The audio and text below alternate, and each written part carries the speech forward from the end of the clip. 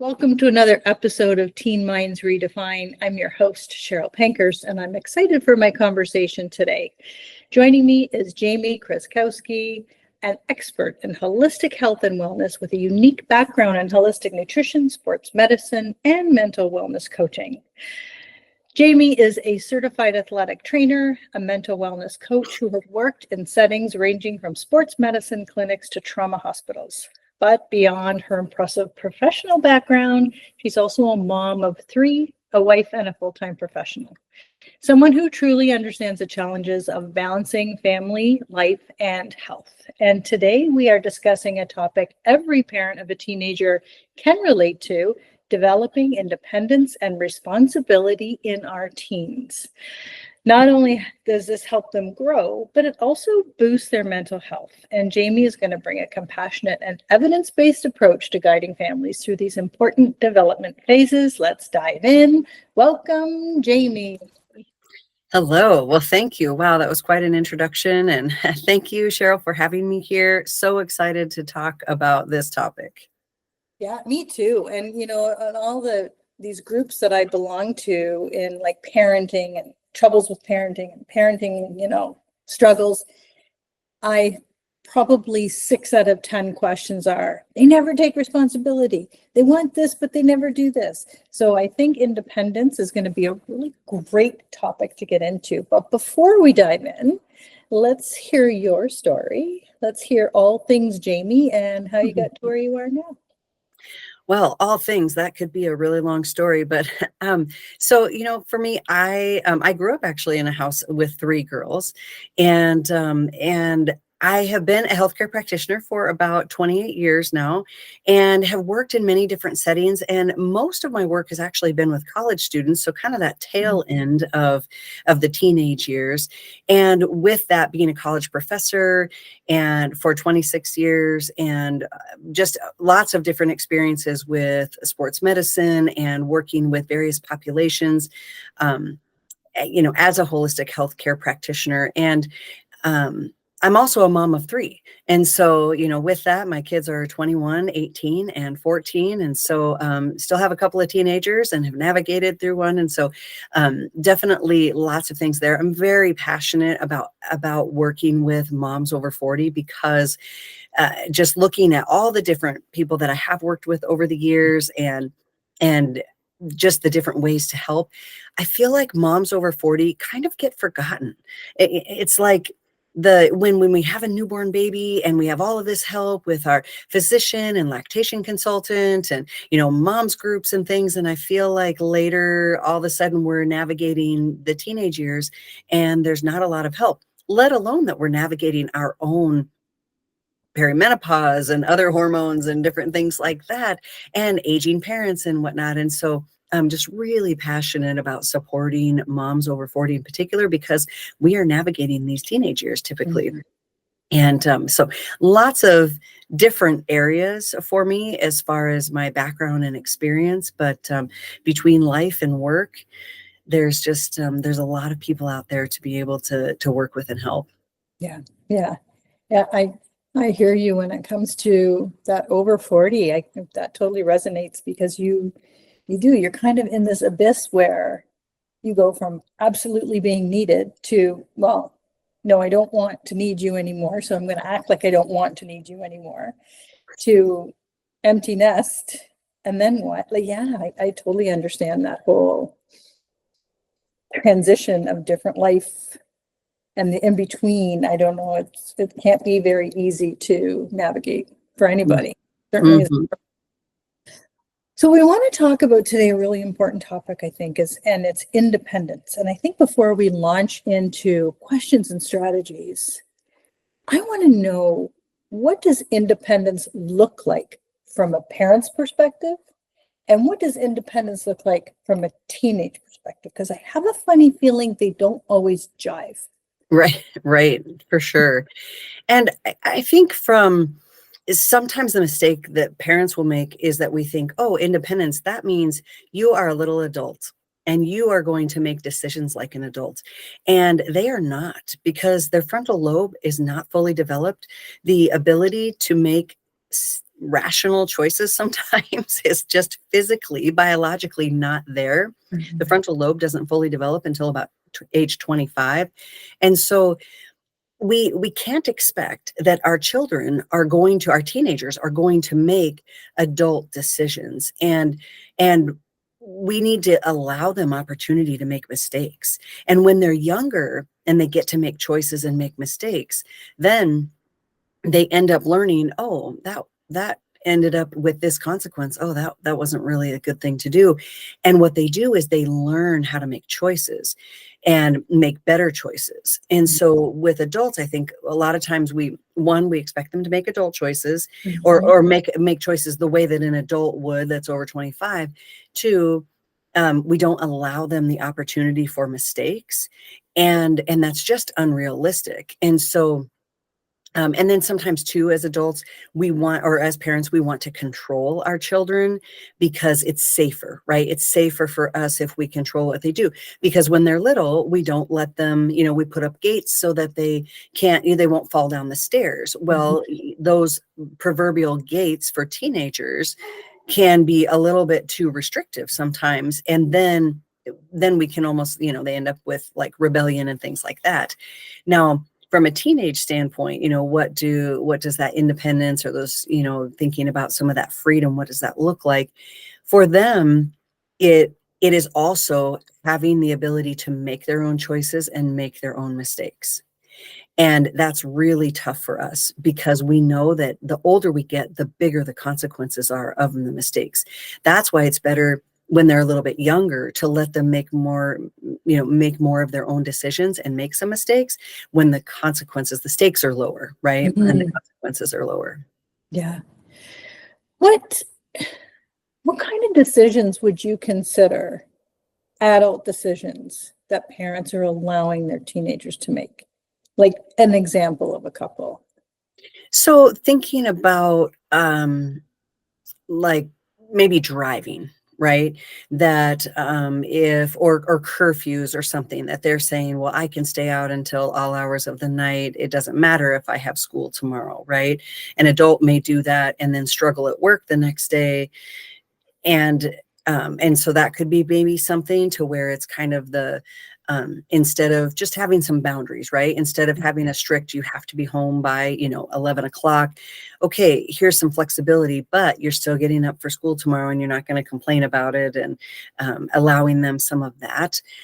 And sometimes too, the decisions of some of the things that they might do. Let's just say, like for my husband and I, we have typically said to our kids, we're not going to tell you not to do this, like not to drink, but you know that you're underage and you know that it's illegal and you know you can get in trouble, but you have to make a choice for yourself. We don't want you to do it. But again, we're not telling them, no, you can't do it. Because sometimes when you say you can't do it, they're like, ooh, that must be fun. I want to do it. Yeah. I know I was that kind of teenager, right?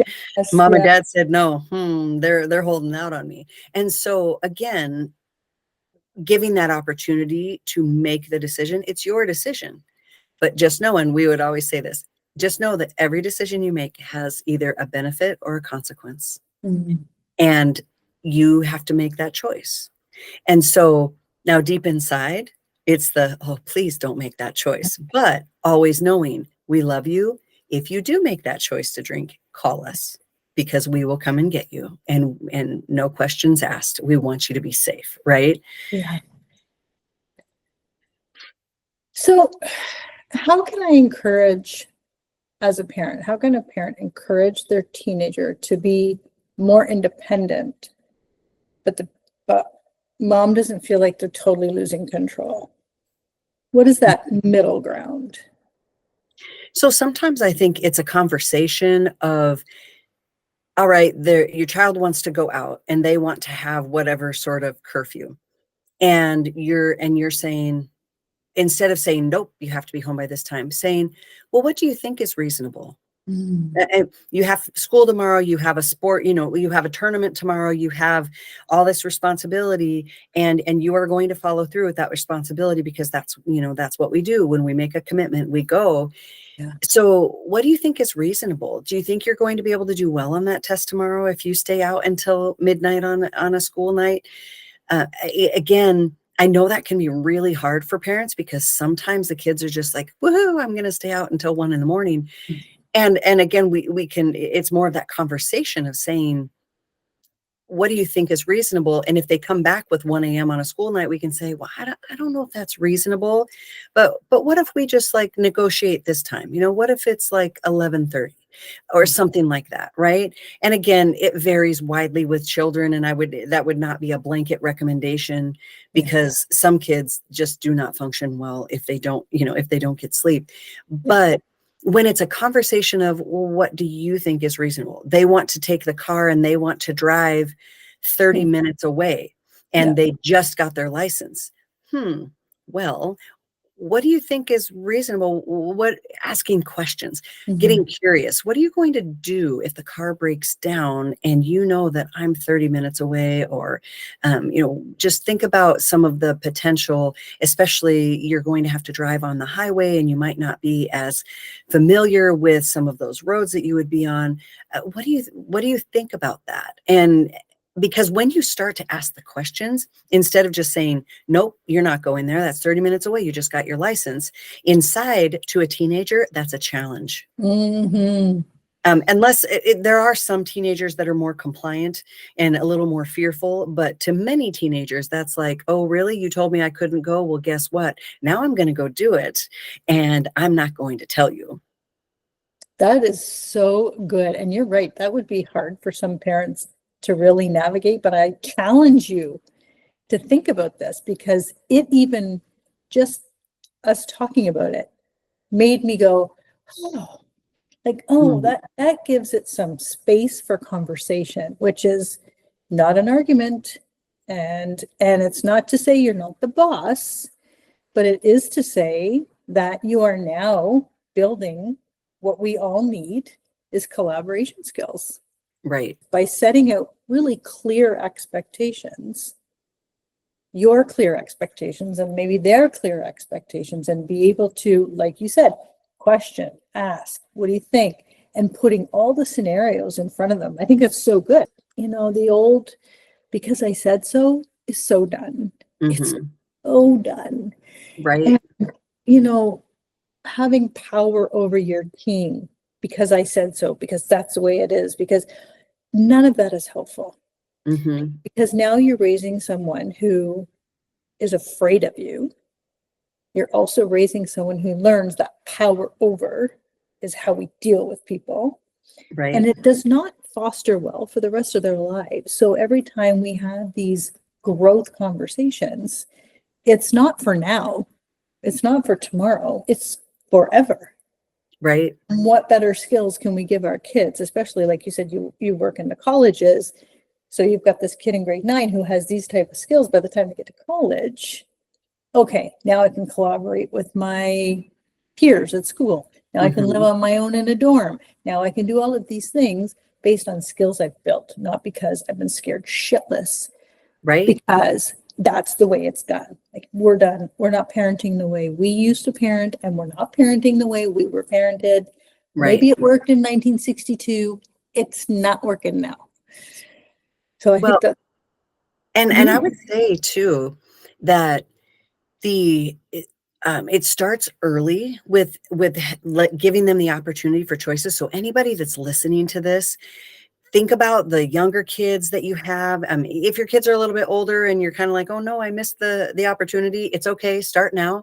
But anytime that you can give them the choice, anytime that they have the independence. So you're going somewhere, it's like, well, do you want to wear, your blue coat or your red coat? Or do you want to wear your flip-flops or your tennis shoes? Whatever, right? The little choices.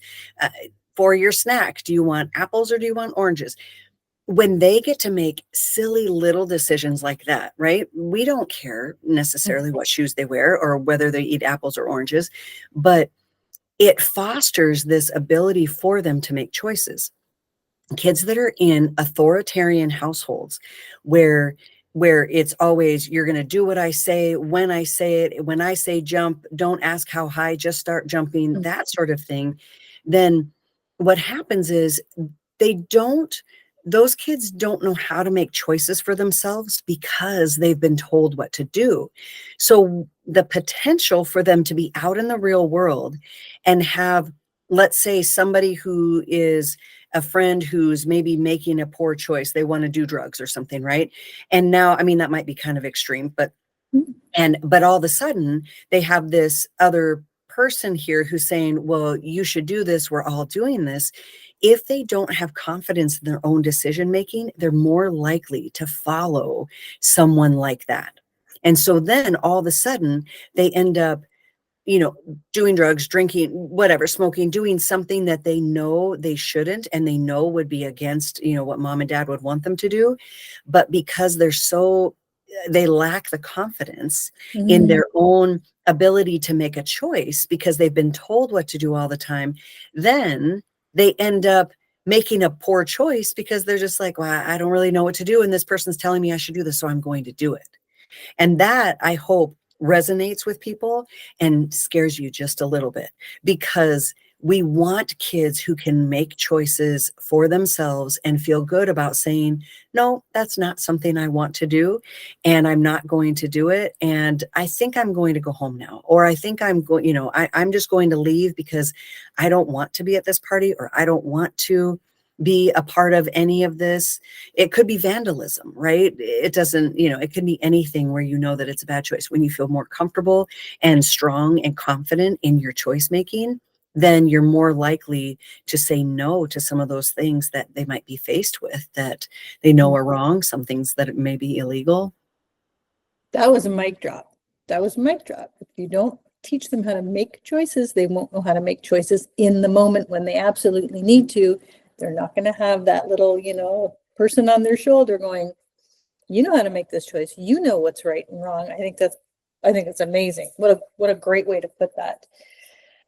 Okay, so we let them make a choice and it's an epic fail. How are we handling the epic fail? So this is an opportunity to grow. And this is where, as parents, I know it can be difficult, but it's the opportunity for us to come alongside them and, again, ask questions. So what were you thinking when you decided to drive that fast in the rain and you ended up sliding, you know, off the road or something? What was going on in your mind? And asking some questions. The more that we, and I know this is so difficult, and I'm not saying that I've never made this mistake of, or made the mistake of going, what in the world were you thinking, right? Because we're human. We're human. Guilty.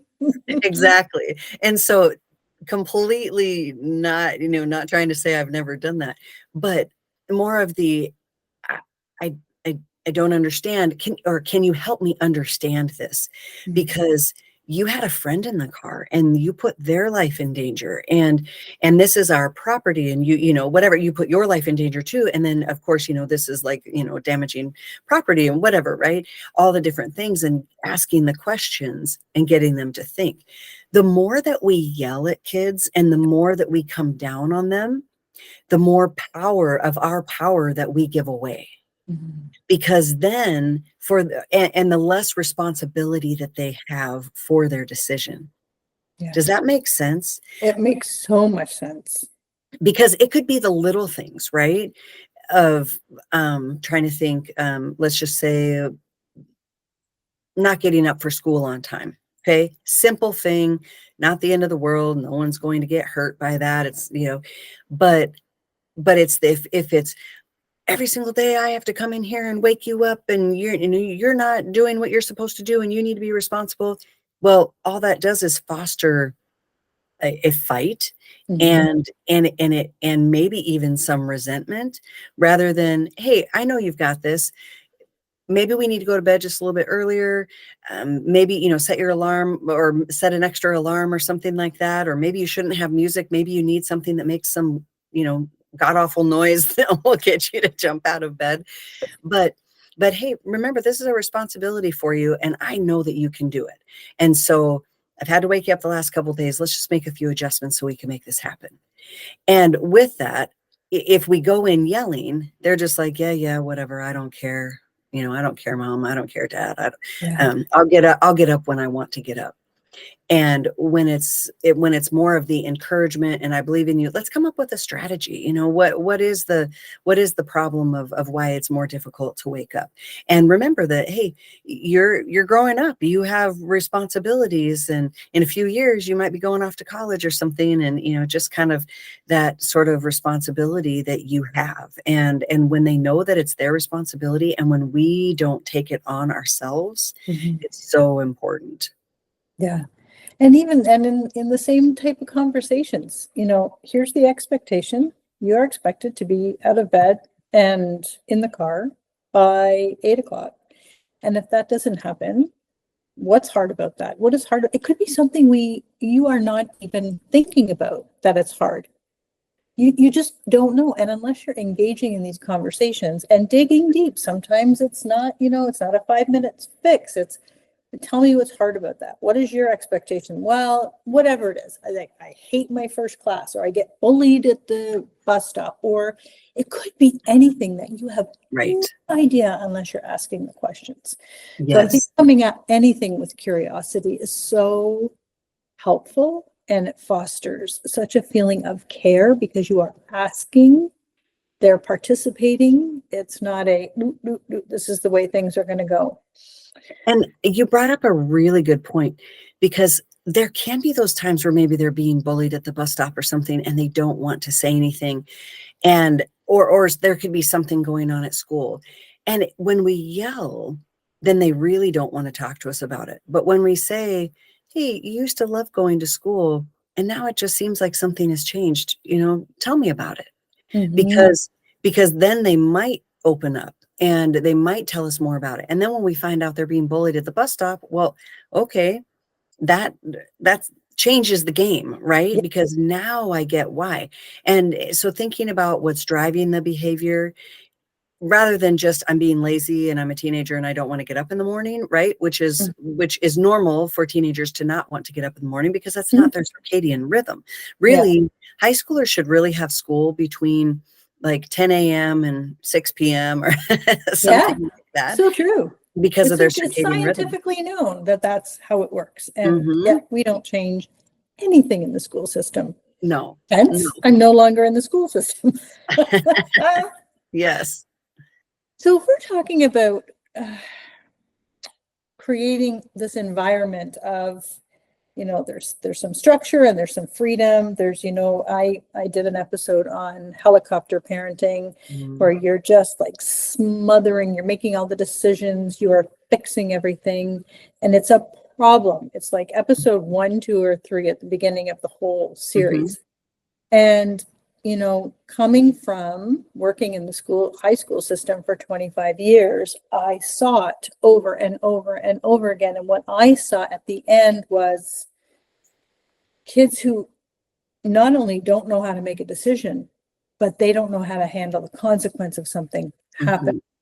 So we have a kid who you've made their lunch for them every day. They forgot their lunch. You drove it to school. They forgot their homework. Oh, you drove it to school. They don't like their teacher. I'm going to phone the school. I'm going to switch teachers. Shall I go on? It was my life for 25 years.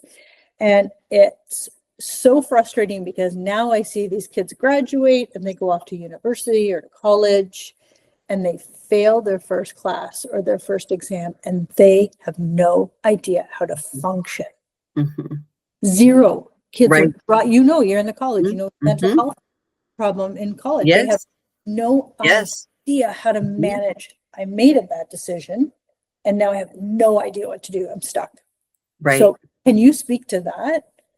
Yes. And I have seen that countless times. And a good example I have is, so my 2 older girls had experienced something years ago, and it was another person, another teenager, or they weren't teens at the time, but this thing happened, and this teenage girl, something had happened, and the mom called and was like, oh my goodness, I just feel so bad and whatever. And I said, you know what? I said, I'm kind of glad my girls experienced this, because 1, they weren't hurt. That would be a different story. But I said, when they're that age and they are thinking about maybe doing something, or, like this other girl had done, I want them to think about this situation, and I want them to think about doing it differently. I want them to remember how they felt in this. I don't want them to not experience things that are hurtful. I mean, I don't want them to get hurt, but at the same time, like, life brings hurt, right? There are things that are going to happen. Yes. And in my family, we have experienced a lot of tragedies and near tragedies and so many things over the years that it's just kind of crazy. If I told you my whole entire story, you'd be like, oh my goodness. In some ways, like, how are you not in a mental hospital? But it's but just because there's just been so many different things that we've had to deal with. Mhm. And there was another situation that and someone was like, aren't you just so worried? I said, you know what? I don't want my daughter to have to go through this, but at the same time, I want her to learn through this, and I want her to grow through this. And we cannot keep them from experiencing some failure, I mean, as a college professor, years ago, I was told you really shouldn't grade with a red pen, because red is negative, and if you write corrections or things like that in a red pen, that's going to just be devastating to the student. And I was like, a red pen with corrections? And I was so shocked. They said you can use green or purple or blue, but not red, because red has this connotation of like the big red F on the paper or something, right? And I was like, wow. And so that's where, again, it starts early, letting them fall off their bike. I mean, if we're there and can catch them, of course, we're not going to just intentionally let them get hurt. Give them a little push. Yeah, give them a little push, No, I'm right? kidding. No, no, but if things like that happen, like, okay, we're going to make sure you're okay. We're going to take care of you. And you know what? We're going to get back on that bike, because that's life. And you are spot on. I see it time and again where there's difficulty handling their first F, or even their first B minus, to be, honest. I mean, it's not the F, it's the first time they haven't maybe gotten an A or something, or the first time something hasn't gone their way. And at the college level, we actually call it lawnmower parenting, not helicopter parenting. What? Because we even have parents of college students who are trying to be involved in so many things. And so the lawnmower is like right there to pick them up, before anything could possibly happen. And that's a really horrible thing for our kids, because I'm a Gen Xer, so, we're in a generation where it's just like, don't come in the house until, if you lived in the city, until the street lights come on, or until mom yells out later or whatever for dinner. And you just went out, and you didn't have cell phones. They didn't know where you were at, or what you were doing, or whether you were even still alive, to be quite honest. But so maybe we need a happy medium, but that's where, how are you supposed to learn to navigate through life if you are never allowed to fail? And that's a hard thing for parents. But if they fail in some little things, whether it's failing, like not doing their homework or something. I had this with one of my girls in kindergarten with a project that she was doing. And I said, honey, I'm not doing this project for you. And some different things happened, and was using watercolors. And I said, you should really use a pencil. Didn't want to listen. Well, somebody accidentally spilled something on the project. And guess what? Watercolors go away with when something spills on it. And so all of a sudden, this big project was due in a couple of days, kindergarten, big project, right? And was due in a couple of days. And I just said, I will help you, because you don't know how to read, and I needed to write some things out, but I'm not redoing this for you. We talked about this. And right then and there, my kindergartner was just like, oh, mom's serious. She's really not doing this for me, and I need to get this turned in. I said, you're going to have to explain to your teacher why you don't have this project done. And all of a sudden it was like, oh, that's not happening. And so she got it done. And guess what? She's never done that again. Yeah. Never, like, I know, surprise, right? And just to put even a different, well, here's a pet peeve I was in the guidance department as well as the spec ed department, and I had every September I would have a slew of parents saying, oh, Johnny got Mrs. blah, blah, blah. And I heard Mrs. blah, blah, blah doesn't mark properly and isn't nice. And then the neighbor's teacher, the neighbor's kid's daughter's cousin had her and she didn't like her. And I just stop right there. Mm-hmm. I absolutely will never pull a kid out of a class because mom or the kid doesn't like the teacher, because we're now building people skills. And my usual conversation is, so when they get their first job and they hate their supervisor, at what point are you going in? Mm-hmm. Oh, you're not. So then what are they going to do? Come on.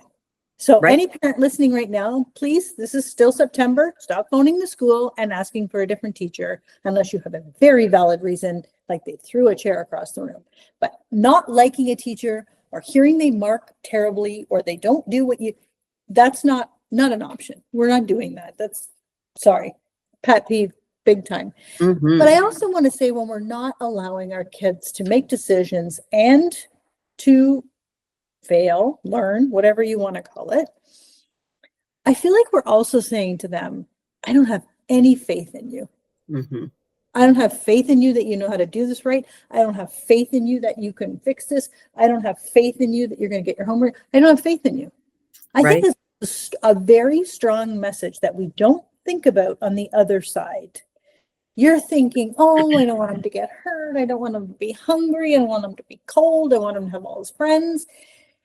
But on the other end, you've got this kid looking at you going, don't you trust I can make this decision? Don't you trust me in making this choice?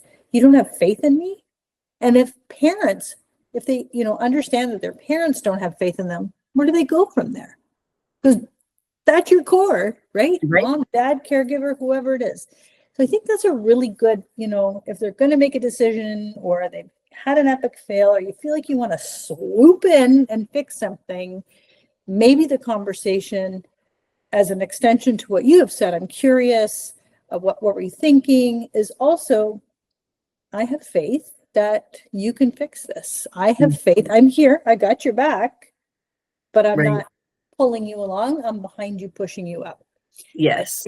I start to think that, we move from, up to maybe 12 years old, we move from parent to maybe more of a coaching role. Mm-hmm. So we're still the leader, we're still the guide, we're still making the final decision. We still want them obviously to be safe and play by the rules. However, if we're coaching somebody, we're coaching from behind. We're lifting them up like a good leader does. And I think sometimes if, you take that pause, something's happening in the house and you are able to pause for a minute, notice what you're thinking and then choose again. That's a very good, very quick way to go, maybe this isn't how I want to say something. Right. And we use a rewind method at our house. So it's kind of, and it goes for both my husband and I and the kids, is that if they, come down the stairs and it's, why did you? And there's kind of, some sort of sass. It's, sometimes I'll just, okay, why don't you just rewind and let's just try that again. And sometimes they begrudgingly turn around and kind of, come down the stairs. Mom, I'm kind of mad that you, whatever. And then we can have a conversation, but they have permission to say that to my husband and I as well. And to say, Mom, I think you need to rewind. And there's been a number of times because we are role models. And so they're looking at the decisions we're making and how we're processing those decisions. And it's important for them to see that. But we also, if we expect something from our kids, for them to apologize, for them to ask forgiveness, whatever the case might be, we need to be willing to do that too. So if my kids say, Mom, I think you need to rewind, I've done that before. And it's like, okay, I just step back out and come back in. I'm sorry. I had a very busy, stressful day at work and I overreacted to that. I'm frustrated because I've asked you 3 times to do whatever and it's still not done. And maybe I shouldn't have yelled, but this is a responsibility that you have. and you have been asked to do it, and it is an expectation. And so that's really important, because we teach them responsibility, and we teach them these decision-making skills and their ability to get control of their emotions, even when they're really upset, and to have a conversation. But we have to be willing to do that too. And it's not always easy as a parent. And there are maybe some times where it's just like, you know what, I'm sorry, but in this instance, you put someone's life in danger, and so that was a quick reaction, but that I needed to have just for, you were about to run out into the street or something, after a ball, and I had to yell that way. But totally different than if it's just yelling for no reason, when we can communicate in an appropriate way. Because what we model is what is what they're going to do. And so sometimes we just need to take a look at what our kids are doing and the decisions they're making, and then reflect back and go, wait, are they seeing me do that? Are they seeing me get up for work and go, oh man, I wish I didn't have to go to work? I'm not saying we're not going to feel that way, but if they see that in us all the time, well, what's going to prevent them from being that way about school? Rather than thinking, I get to go to school, I get to go to work, I get to drive in traffic, and having a different sort of mindset. And sometimes we have to fake it till we make it, right? Yes. Listen, I'm not here to say all this stuff is easy. Parenting is so effing hard. It's the hardest frickin' thing you will ever do. And for those who are sitting there going, no, I'm just, even in some of the groups, I see this, anonymous post on Facebook saying, I give up. They're gone. I got to kick them out. I can't, I get, if you're still trying, you're not failing. So if you're on these Facebook groups asking questions, having comments, to me, that's still trying. You're still reaching out. You're still asking for help. It's never, never, never too late. There's help out there. And I, totally validate. It is not easy. It is just so hard from beginning to end. And you will always find a reason how you screwed up. It doesn't matter what happened. You'll figure it out at some point in time. Right. Here's the list. Yes. And it is definitely not about perfection at all, because we are human. Everyone's going to make mistakes. We want them to extend grace to us. We need to extend grace to them. And, oh, that was maybe not the best decision, was it? And then they're kind of like, no, it wasn't. Okay, well, how do you think we could do this better next time? And again, I'll go back to, we also do need to have our boundaries, right? If there's something that's really important to us, and, having boundaries are good. Having hard set rules where it feels like prison or something, in your home, not going to be good. And so we definitely want to have a little bit of that fluctuation. And there are times where there have been times with my kids where I might say no to something, and then it's just like, well, why? And I give them opportunity to say, well, why did you say no about that? Well, you know what?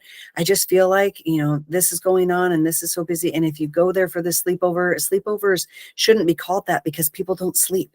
And I know, because of the responsibilities that we have, and in the next couple of days, you can go hang out with that friend, but just the sleepover is just not a great idea right now. And but maybe another time, right? And so it's not allowing them to ask the question on, well, why did you say no to that? Or maybe we're not just saying a flat out no, but just saying, I think it'd be a better idea to do that a different time. This weekend's so busy, and if you have that sleepover on Friday night, it's just going to, make the rest of the weekend a hot mess. Let's just plan that a different time. Let's just hang out and do, why don't you just hang out with your friend for a while? And so then again, it's conversation, right? And it's an opportunity for them to think about it and go, yeah, you're right, because we'd probably be up till 4 a.m. and then tomorrow I have to go, I don't know, do whatever. And when you're yelling, when you have that reaction, that trigger reaction that you feel like you just got to yell. And I've done it. And I've literally just walked away going, me too. I can't believe I feel gross. And if we have that moment to pause and go, where's this coming from?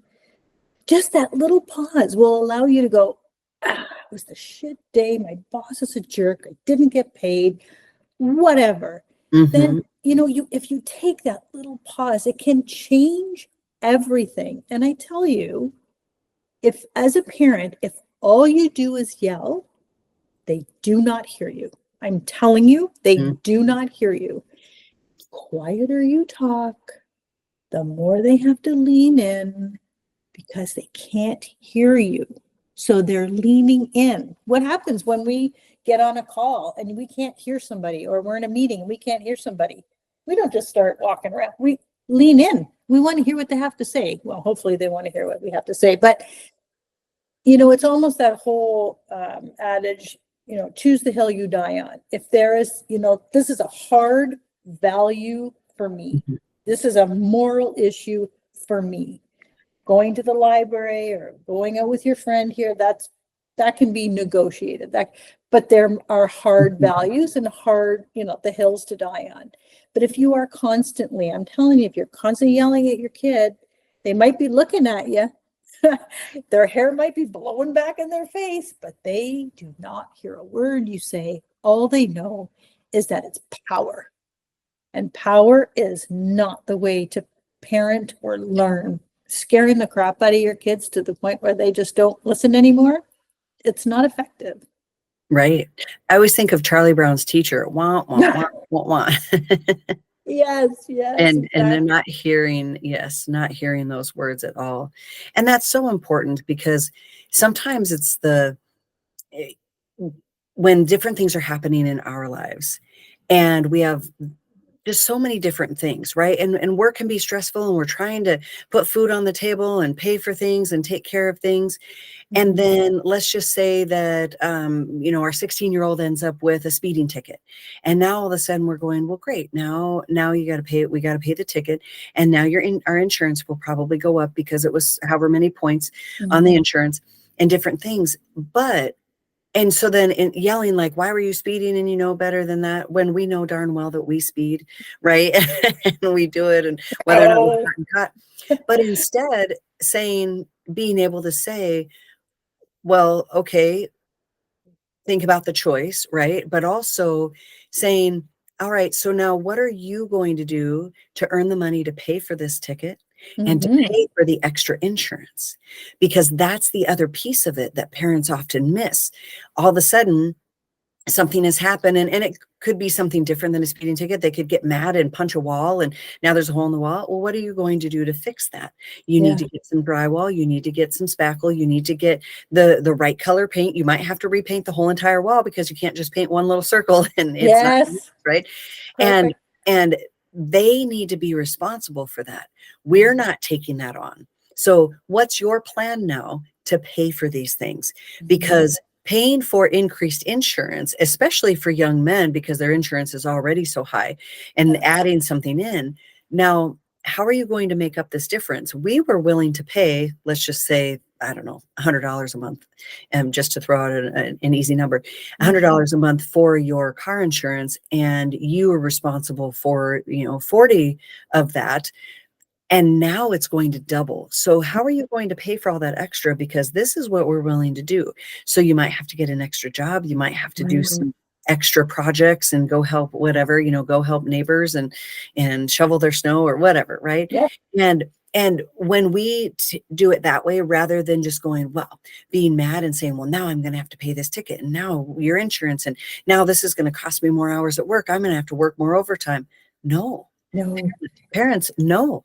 It is their responsibility.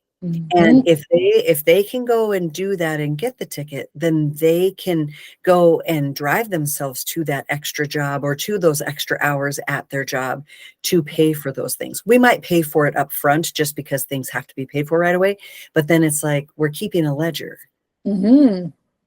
Absolutely. That's so good. I feel like we could go on for another 5 hours. Okay, this has been so good. This has been so good, and it really sticks in my brain when you said we have to allow them to learn how to make decisions because we're going to get in a spot where it's such a golden nugget, as probably 20 other things you said. Tell us, Jamie, how do we work with you? How do we find you? How do we learn more from Jamie? Yes. So I have a website, drkswellness.com, and that's drkswellness.com. And there it has all different information about what I do and who I am. I also have a private Facebook group called Health, Wellness, and Vitality with Dr. K.